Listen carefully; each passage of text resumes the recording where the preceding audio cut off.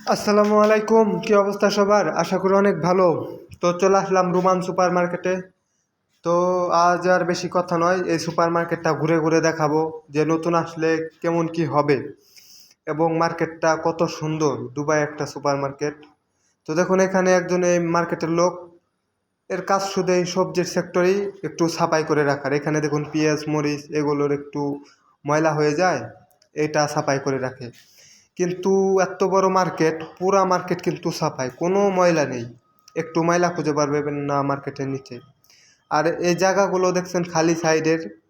তো এইখানে যে সেক্টরের লোক রয়েছে তার দায়িত্ব হলো এই জায়গাগুলো সব সময় ভরে রাখা। এখানে যে সামান লাগবে, যে সামানটা এখানে রাখা দরকার সেটাই সে রাখবে।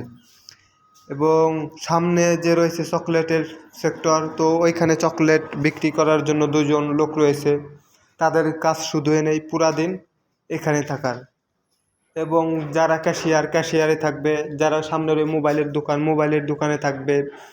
এমন করে সকলকে একটা একটা করে সেক্টর দিয়ে দিয়েছে।